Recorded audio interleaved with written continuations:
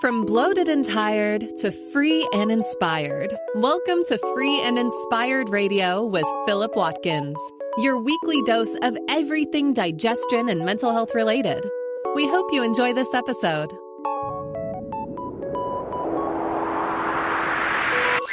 Here is your host, Philip Watkins. Yes. Hi there. Welcome to another episode of Free and Inspired Radio. I'm your host and naturopathic practitioner, Philip Watkins, and I'm grateful to have you with us today. If you're new to the show, well, the title says it all. It's all about feeling free and inspired and exploring the many different avenues you can take to get there. Whether it's deep dives on digestion and mental health solutions, or guests who offer their own stories and answers, I hope I can be the type of guide you can rely on to unlock the agency you have to reach your own mental and physical competency. Let's get started with what's coming up on today's episode. Coming up on this week's show. Welcome to episode 28 of Free and Inspired Radio. We're always grateful to have you with us. I'd like to welcome new listeners from Singapore, Australia and Hong Kong this week. I hope you enjoy this episode if you're a brand new listener too. This week our episode is shorter but no less impactful, and we're asking, how do your digestion and microbiome influence your hormones? So your digestion and microbiome influence your hormones in a significant way, and this episode will explain why the microbiome and digestion may be the missing link in premenstrual symptoms, irregular cycles, and everything in between. A lot of the time when I broach this conversation with my patients, I hear, I didn't know there was a connection between my hormones and my digestion. Well, I know, right? But that's why I'm excited to put this podcast together, because women living with hormonal imbalances that present either in the regularity of their cycle or as premenstrual symptoms such as cramping, bloating, or unexpected emotional changes typically present with associative digestive symptoms either at the onset of their flow or across the whole cycle. So often I move towards correcting the menstrual cycle by correcting those same digestive symptoms in a lot of cases first, before we start doing any direct herbal or nutritional treatment for the hormones. But let's look at how and why that works so often. We've been learning so much about the bidirectional relationship between the digestion and the microbiome and many other systems over the last 5 to 10 years. And hopefully in just these initial episodes of Free and Inspired Radio, we've already looked at the link between digestion and the brain, the immune system, digestion and the skin, and chronic pain, just to name a few. So if you're new to the show, once again, go and check out those episodes. That's not to mention the bacteria that occupy the digestion and the effects that different species of probiotics have. And this is where we're going to start in looking at this connection. So the bacteria in your digestion plays a role in balancing the amount of estrogen in your body. And here, as always, we're going to introduce a brand new, freshly minted term called the estrobiome. So let me repeat that, the estrobiome. So that basically refers to the section of the microbiome that breaks down or metabolizes estrogen. So yes, there is a part of your microbiome, so the bacterial environment in your body, that metabolizes or breaks down estrogen. So the bacteria that form part of this group play a vital role in what we call phase 3 estrogen clearance and circulation, two components that play a significant role in your menstrual cycle. Now, the liver is responsible for the first 2 phases of breaking down estrogen, so let's look at those 2 phases first. Estrogen travels around the body in the blood, and once it reaches the liver inactivates it and changes estrogen into a water-soluble form ready to leave the body. This new form of estrogen is removed either through the bile in your stool or the urine. So the process in the liver that does this is called conjugation, glucuronidation, or sulfation in small ways. Think of the liver and conjugation, though, as a sequence of events that wraps up estrogen ready to send out of the body. And that's the two phases in the liver of what they call detoxification phases. But if you've heard the liver episode of Free and Inspired Radio, you'll know that I'm a bit sensitive to the word detoxification. So we'll keep metabolism as the key word. But Here's the thing, probiotic bacteria such as the bifidobacterium species are integral to the estrobolome, and this process due to the presence of an enzyme, just one enzyme called beta-glucuronidase. Now, if you're new to how enzymes work, just think of the old TV adverts, if you're that old, and I'm calling myself out again, I think, in that case, that used to boast about the enzymes in washing powder that break down stains. So in the case of this enzyme, beta-glucuronidase, its activity can reverse the conjugation process and cause the estrogen originally deactivated and wrapped up to leave the body to be unwrapped, reactivated, and sent back into the bloodstream. Now, this sequence of events isn't just crucial for balancing your menstrual cycle, but for other estrogen-related conditions such as metabolic syndrome, cardiovascular disease, anxiety, depression, and Alzheimer's disease. Now, here's how I explain what beta-glucuronidase does to patients in one of my weird analogies or metaphors. Imagine yourself on the way to an airport, once an activated estrogen molecule that's done your vital work for the body. Now deactivated and ready to leave the body, you've gone through the liver and got your boarding pass to leave. You reach the gate in the colon and the bowel and board your flight, which happens to be Stool Airlines. I don't know why I added in there. I can do better. And stay tuned, I'll try and make my jokes a little bit less dad-like. Now on the flight, your seatbelt is fastened and you're flicking through the airline magazine about the top 10 new destinations deactivated estrogens are traveling to this year, ready to leave the body. Then all of a sudden, a staff member named beta-glucuronidase comes to your seat and asks to escort you off the flight. My apologies, ma'am. It seems we've had to cancel your deactivation and trip out of the body today. My job is to escort you off the flight, activate you, and send you back into the bloodstream. Now, this recirculation can then actually lead to higher levels of circulating estrogen. However, it doesn't stop there. And like I said, this is a shorter episode, so we're look at how beta-glucuronidase can actually bring down your estrogen levels instead of making them high, then look deeper into the connection between bacteria in the microbiome, PCOS, menstrual pain, and endometriosis right after the break. You're listening to Free and Inspired Radio. We'll be back with more soon.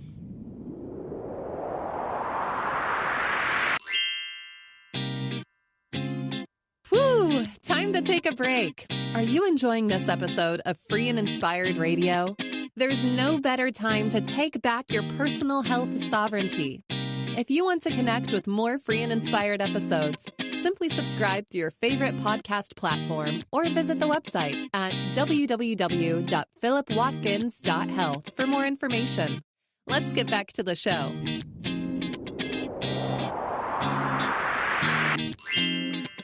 Yes, welcome back to episode 28 of Free and Inspired Radio. Thanks for hanging out today. In this week's episode, we're looking at how your digestion and your microbiome influence your hormones. Now, we've already touched on the liver and the estrobolome. In part 2, we will look at how specific probiotics can help you with menstrual pain. And also improving the diversity of the bacteria in your gut helps you with PCOS and maybe even endometriosis. So some pretty big hormonal conditions are being researched at the moment and their relationship to the microbiome. Now let's get into it. So your hormones work on cues and feedback loops. So higher or lower circulating estrogen levels can have a ripple effect over the whole body. Now what we've illustrated here before the break is just one side of the story. So you'll remember that beta-glucuronidase is an enzyme created by your probiotic bacteria that helps to somewhat recirculate estrogen back in the body. Now for postmenopausal women or menopausal women, that's actually not so much of a bad thing, right? So that means that beta-glucuronidase can also have a positive effect. And this is where you'll see a common theme throughout all of the episodes of the podcast. Balance is important. Now, sometimes beta-glucuronidase can also contribute to lower levels of estrogen. This diminishing level occurs when the bacterial diversity in the digestion reduces, and with it, the number of bacteria contributing to the beta-glucuronidase activity also reduces.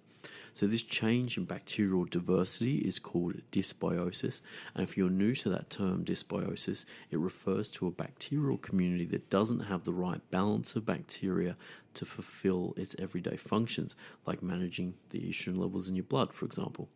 So diet, stress, age, and medications such as antibiotics can all sustain this dysbiosis or this imbalance over time. So antibiotics, mainly talking about medications, have been found to affect levels of estrogen directly by affecting the probiotics here. So listen to this. This effect is down to the medication's effect on clearing the bacteria that create beta-glucuronidase. So antibiotics bring down the bacteria that create beta-glucuronidase.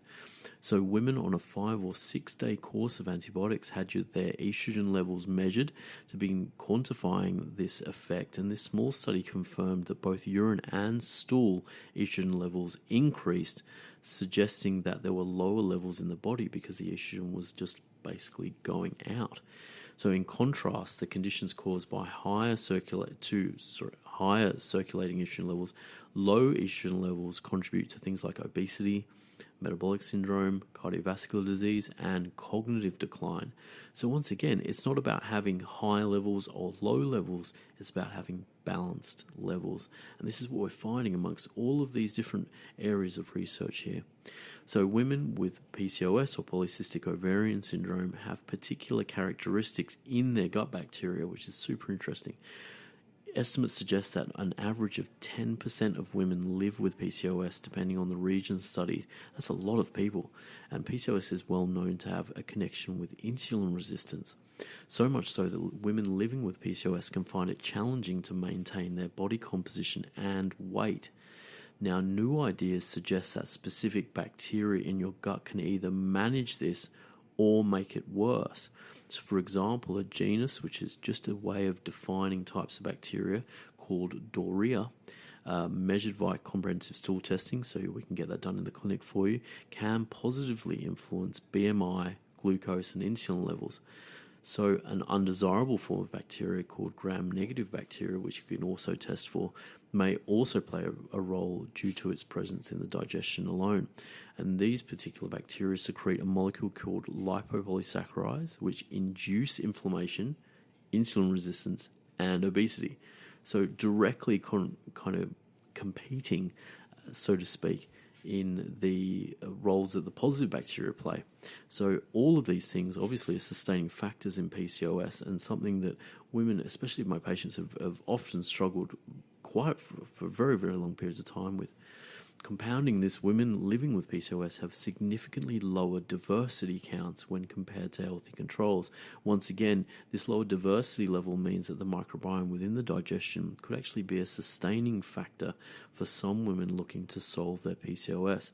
So it doesn't stop there, though. Now, this is a fun subject. After putting this episode together, I think I'm going to do a full episode. The vaginal microbiome seems to play a central role in menstrual pain. Now, between 45 and 95% of women will suffer from some form of menstrual pain throughout their lives, once again, depending on the region.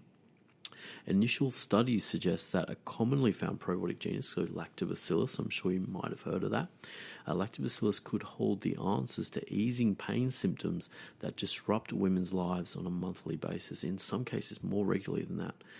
So for those new to the term microbiome or microbiota, the easiest way to think of it is the range of different bacteria and other microorganisms that populate a particular area. So in this case, we're talking about the vaginal and reproductive tracts, and that's where we get the term vaginal microbiome. So studies have begun exploring this further and have found that higher levels of vaginal lactobacilli or lactobacillus bacteria were associated with lower inflammatory markers. This effect reinforces research showing that lactobacillus species create anti-inflammatory responses, blocking chemicals that cause inflammation in the vaginal tract, which should directly influence menstrual pain symptoms. Now, a quick note on this one. Notice I mentioned the word should directly influence menstrual pain symptoms just then. I've added this note because there haven't been any definitive studies yet proving that increasing lactobacilli bacteria assists with menstrual pain. Yet, just at the beginning of 2022, a proof of concept study came out where they basically confirmed that this is a credible concept and a credible hypothesis to be researched again. So look, a long way to go there, but this connection to probiotic bacteria and menstrual pain could open gateways to understanding conditions such as endometriosis a little better. So a study looking at the prevalence of IBS in over 5,000 women with endometriosis found that IBS was 2.5 times more likely to be diagnosed alongside endometriosis. And if you remember when we started this episode, I mentioned that I often see women present with hormonal issues with parallel digestive symptoms, and this is a prime example of that. Now, let's deconstruct this a little bit more. IBS often sees quite differing diversity of bacteria. Endometriosis and some of these other hormonal conditions, as we've seen, also has these differing levels or undesirable levels of bacterial diversity as well. So could the origin story for these things be one and the same thing? And this is really, really interesting, isn't it? Studies have connected low lactobacilli species and high levels of gram-negative bacteria to endometriosis once again, but we're yet to know how significant this role is. So once again, we're looking to see some more studies, but definitely reinforces the connection or the relationship between the bacteria in the microbiome or the vaginal microbiome and menstrual and hormonal conditions. So over time, once again, I really want to put together a more in-depth episode on just what you can achieve by modulating the microbiome, the vaginal microbiome in particular, and how managing the delicate bacterial environment there can unlock much more than we've covered today. So conditions like urinary tract infections, fungal infections, or bacterial vaginosis as well as can be particularly difficult to clear once it becomes chronic. Those conditions all come to mind as examples. Now, as I mentioned at the beginning of the episode, I've seen patients whose menstrual cycles have completely disappeared in some cases for differing reasons, and things return to regular programming post-treating the bacterial environments of their small and large intestines. It's pretty miraculous in a lot of cases, and also long-standing as well. And I think we've seen probably over the last 4 or 5 episodes when we're looking into using the gut as a pillar or as an origin for treating different types of conditions, such as things like acne and pain, that once you can get the bacterial environment correct and really work that, the benefits there are really, really long-standing, and hopefully this episode can explain why treating the digestion of the microbiome can benefit your hormones. Only time is going to give us that research to understand the connection's full potential. For now, though, we're moving into a new fascinating phase exploring the microbiome and hormonal and menstrual conditions, which may actually hold the key to unlocking a common picture that I see quite regularly. So, as always, what do you think? Definitely a shorter one here, under 20 minutes. I'm trying to keep it a little more concise for our listeners, but no less helpful, hopefully. If you wonder whether or not your digestive symptoms are connected to your hormonal symptoms, maybe we've shed some more light on that, and hopefully that can lead you to taking the right course of action to investigate this further, right? Before we finish this episode of Free and Inspire Radio, if you'd like to hear more from me and get the word on new articles, podcasts, episodes, and more, jump over to the website philipwatkins.health and join our community via the newsletter sign up on the homepage. Your reviews on Apple Podcasts and Spotify help me get the word on the street. And just don't really bring this up, but the podcast is available on Audible, on Amazon Music, on Stitcher, on Google Podcasts as well, if they're your preferred listening platform. So go and check it out there. It's all available. And if you're listening to this on YouTube, throw the video a like if you can, and subscribe to see when the new podcast is uploaded. And thank you to some of those new subscribers again on YouTube. So I'd like to send shouts to any of the listeners who get this far on the show. I'm grateful for you being here. This show is about helping you find the freedom to feel inspired again. And as always, I hope this episode gets you one step closer to feeling that way. Until next week, don't forget to take care of yourself and those around you. And we'll be back with more Free and Inspired Radio next time. See ya.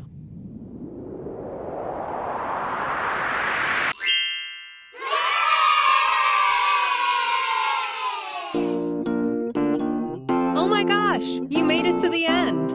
This show is all about you, and we hope you finished this episode feeling one step closer to feeling free and inspired. We'll be back next week, but if you want to know more about Philip, please catch a digital flight to www.philipwatkins.health for further details about how we might be able to help. In the meantime, have a great morning, afternoon, or evening, and we'll see you for another episode next week.